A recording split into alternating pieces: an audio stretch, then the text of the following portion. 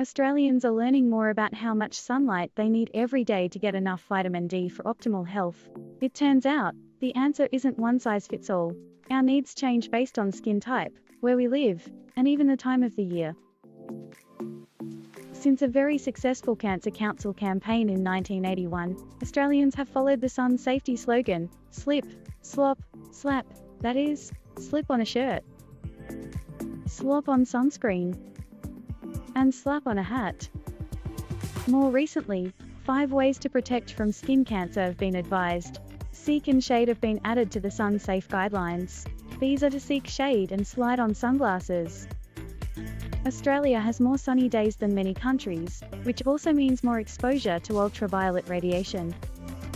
This has led to a closer look at the benefits and pitfalls that sunlight brings to our health and well-being.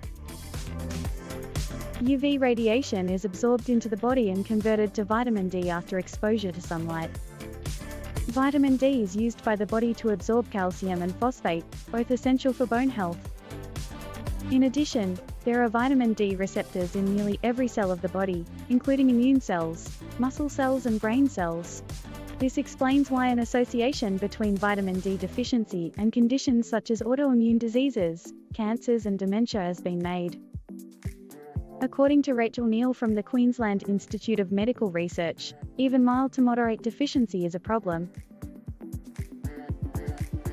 Although most Australians might suspect that they receive sufficient vitamin D from the many sunny days they enjoy, the 2011-12 Australian Health Survey found an average of 23% of the population were deficient throughout the year, with a much higher percentage seen in southeastern states during winter. People who aren't getting adequate vitamin D from sunlight may also be missing out on the other benefits exposure to UV radiation brings. Morning sunlight, in particular, plays an important role in the body's circadian rhythm, and helps in regulating a person's mood and sleep patterns. While UVB triggers vitamin D production, UVA triggers the production of a different chemical messenger, nitric oxide. Nitric oxide dilates the blood vessels, and has been shown to lower blood pressure. It is also being investigated as a possible treatment avenue for diabetes, because of its role in insulin secretion. Another positive effect of UV radiation is in the field of photoimmunology.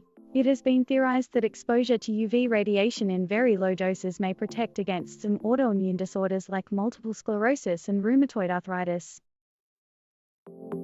Gauging how much sun is enough is not easy. In summer, a few minutes daily can suffice across Australia. However, the amount needed in winter varies, especially in southeastern states.